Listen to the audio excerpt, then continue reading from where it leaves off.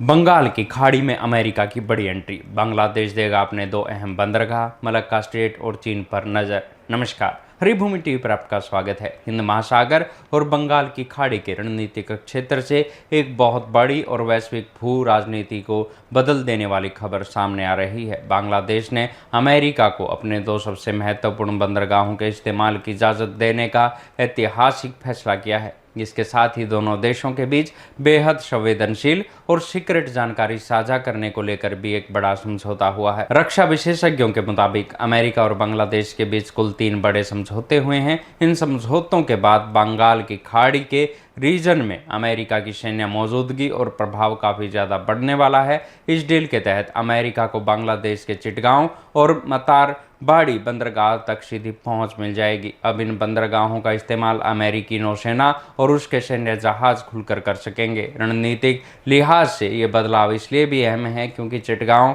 बंदरगाह भारत के अंडमान निकोबार क्षेत्र से महज 1100 किलोमीटर की दूरी पर स्थित है। इस पूरे समझौते के पीछे अमेरिका का सबसे बड़ा टारगेट मलक्का स्ट्रेट पर अपनी पकड़ मजबूत करना है। मलक्का स्ट्रेट को दुनिया के सबसे जरूरी और व्यस्त समुद्री व्यापारिक मार्गों में से एक माना जाता है। वैश्विक स्तर पर होने वाले कुल समुद्री व्यापार का लगभग 60% हिस्सा इसी रास्ते से होकर गुजरता है। दुनिया भर में तेल, गैस और अन्य जरूरी सामानों की सप्लाई चेन के लिए ये मार्ग लाइफलाइन की तरह है। इंटरनेशनल एक्सपर्ट का मानना है कि बांग्लादेश के जरिए इस इलाके में अपनी सैन्य ताकत बढ़ाकर अमेरिका सीधे तौर पर चीन को चुनौती दे रहा है। अमेरिका इस जलमार्ग के आसपास चीन की हर छोटी बड़ी संदिग्ध एक्टिविटी पर पैनी नजर रखना चाहता है ताकि भविष्य में किसी भी संभावित टकराव की स्थिति में बढ़त हासिल की जा सके।